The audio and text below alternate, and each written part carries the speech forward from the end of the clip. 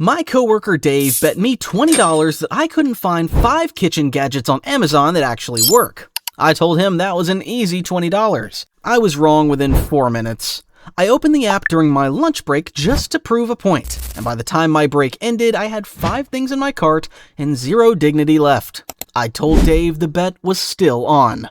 He said, and I'm quoting him directly, "You're gonna lose so bad." I did not appreciate the confidence, so I spent the next week testing every single one, partly for you, mostly to shut Dave up. Here's how it went. First up, the electric twirling fork. Mostly because it was the cheapest and I figured it was free money, the listing photo showed a kid effortlessly twirling spaghetti with 0 mess, 0 drama, a golden child of pasta engineering. I am not a child. I'm a grown adult who has used a fork for 28 years and somehow I still bought it, purely out of spite for Dave. I charged it overnight like it was a phone, which already should have told me something. The next day, I twisted a plate of spaghetti onto it, pressed the button, and the fork did not gently gather the noodles. It went full centrifuge. Sauce hit my shirt. Sauce hit the wall behind me. A single noodle landed on my ceiling fan and stayed there through 2 full rotations before falling back into my glass of water. I sent Dave a picture. He sent back 1 laughing emoji, which felt excessive. Verdict, it did technically twirl the pasta. It also technically redecorated my kitchen. 1 down, 4 to go, and Dave was already ahead. Next was the self-stirring coffee mug.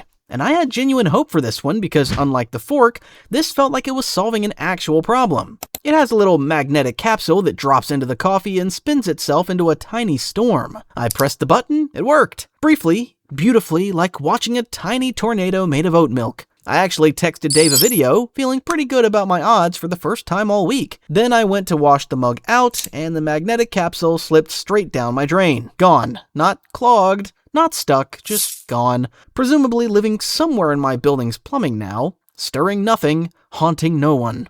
I checked if I could just buy a replacement capsule. You cannot. You have to buy the entire mug again, which feels like a business model built entirely on drains. I did not text Dave an update. He found out anyway. He always does. 2 down, and I was starting to understand why Dave looked so confident. At this point, I needed a win, so I moved on to the in-shell egg scrambler, which promised to scramble an egg without ever cracking the shell, using nothing but centrifugal force and apparently my own arm strength. You pull 2 cords like you're starting a lawnmower, and the egg spins fast enough to scramble itself on the inside. I want you to understand the commitment here. I stood in my kitchen pulling cords for solid 2 minutes, arm burning, mildly sweating for a task that a fork solves in 4 seconds flat. I boiled the egg after. I peeled it, and it was, I cannot stress this enough, a completely normal hard-boiled egg. Yellow and white swirled together like a tiny sunset, which is visually fun, sure, but it tasted exactly like every hard-boiled egg I've had in my entire life.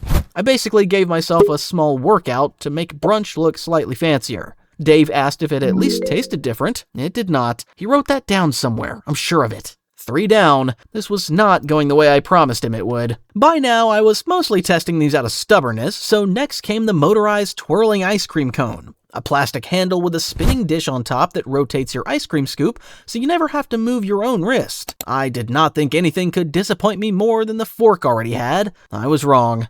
I put a scoop on the little spinning dish, pressed the button, and for exactly 9 seconds, it was genuinely, unexpectedly fun. Like a tiny carnival ride for my mint chocolate chip. Then the ice cream started melting, lost its grip on the plastic, and flung itself directly off the dish and into my lap. I sat there, cold, sticky, holding an empty spinning cone like a very small, very sad lighthouse.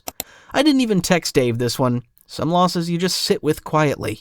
4 down, 1 left. I needed a miracle, or at minimum, $6 to not have been wasted. Which brings us to the Snactiv finger chopsticks. The one I almost didn't buy because it looked frankly too boring to matter. A small plastic clip that sits between your fingers so you can grab chips without touching them. No motor, no batteries, no cords to pull like a lawnmower. I bought them mainly because they were $6, and by that point I'd stopped making good decisions entirely. That night I slid them on while gaming, grabbed a chip without even looking down, and kept playing. No pausing, no wiping my hands, no touching a single greasy button or controller. I did this for 3 hours straight. My hands stayed clean. My controller stayed clean. Honestly, I forgot I was even wearing them.